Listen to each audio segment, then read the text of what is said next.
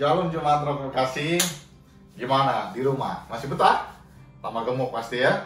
Nah, khotbah saya hari ini melanjutkan khotbah saya minggu kemarin. Ini akan berseri. Jadi saya berharap Bapak Ibu Saudara bisa mengikuti khotbah ini dengan baik. Minggu lalu kita belajar dari Yohanes 8 ayat 32 yang berkata, kamu akan mengetahui kebenaran dan kebenaran itu akan memerdekakan kamu. Pertanyaannya adalah kenapa banyak kebenaran yang kita tahu tapi kita tetap hidup dalam ketakutan, bukan hidup dalam kemerdekaan. Minggu lalu saya sudah bagikan bahwa kebenaran mempunyai nama. Nama kebenaran yaitu adalah Kristus. Dan hari ini kita akan belajar tentang kemerdekaan yang sejati.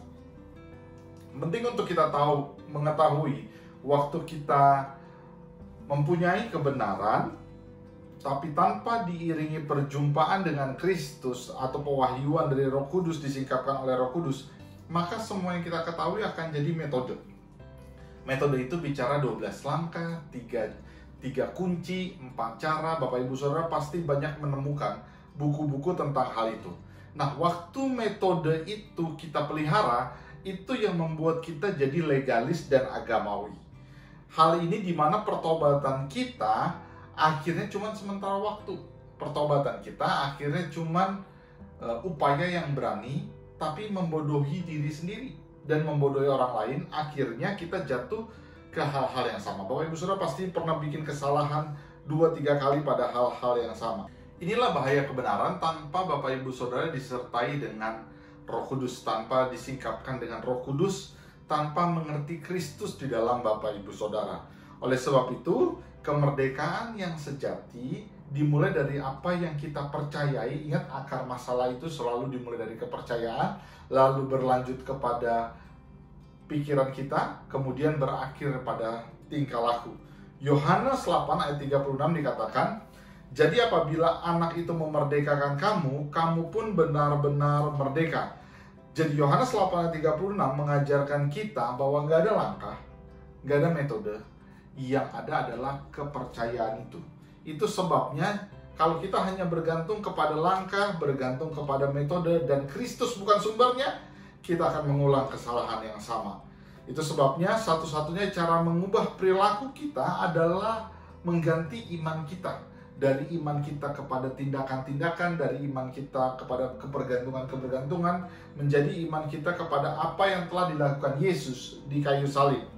Program atau metode atau cara itu mengubah atau menghentikan kebiasaan buruk, betul. Mengubah perasaan kita, betul. Tapi itu nggak akan membuat kita bertahan lama. Itu sebabnya kebiasaan buruk yang berhasil dirubah itu akan menambah kemampuan personal kita, meningkatkan nilai jual kita. Karena kebiasaan buruk itu kita berhasil taklukkan, kita merubah perilaku, kita merubah perasaan kita. Tapi jangan salah, dunia sekuler sangat mengerti hal ini, dan ini jualannya dunia sekuler. Kita merasa baik, kita merasa bebas karena kita melakukan atau tidak melakukan hal-hal yang buruk, atau kita berhasil mengalahkan hal-hal yang buruk dalam hidup kita. Perilaku kita berubah, perasaan kita baik. Tapi ingat, kepercayaan kita gak berubah karena itu. Kepercayaan kita itu mestinya kita berubah karena itu, karena apa yang kita percayai di kayu salib. Nah, model yang jenis begini yang cuma berubah dalam perilaku dan perasaan, ketika ketemu dengan tekanan, ketika ketemu dengan stres, ketika ketemu dengan ketakutan yang di luar kendali mereka, kita akan kembali menghalalkan segala cara. Kita akan kembali tidak bisa berespon lagi dengan hal-hal yang baik yang selama ini kita lakukan, dan akhirnya kita mengulangi kesalahan yang sama. Ibrani 11 ayat 1 berkata, iman adalah dasar dari segala sesuatu yang kita harapkan dan bukti dari segala sesuatu yang tidak kita lihat. Iman adalah dasar dari segala sesuatu.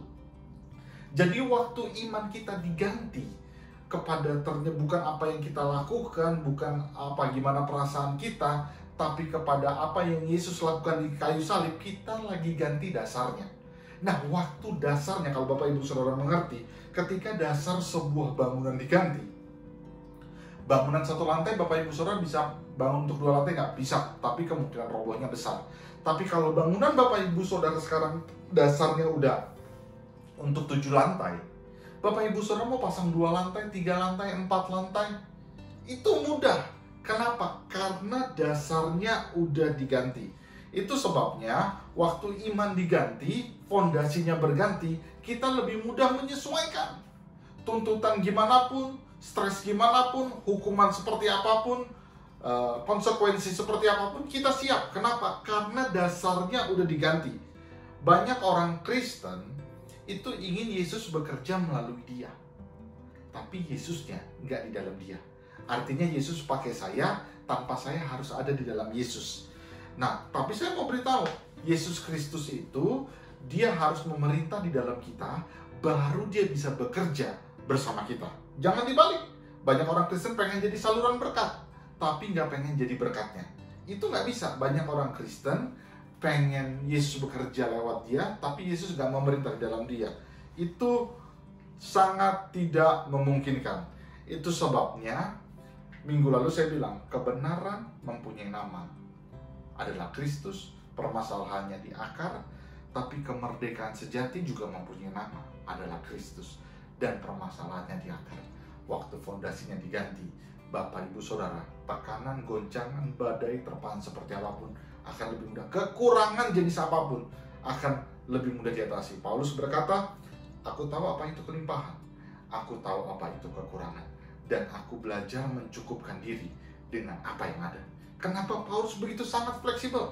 Peratung-atung di laut dia santai, di darat tanpa batas dia santai, di cambuk 40 kurang 1 kali pukulan dia santai, dia bisa lewati banyak hal. Kenapa? Karena dia punya fondasi yang tepat.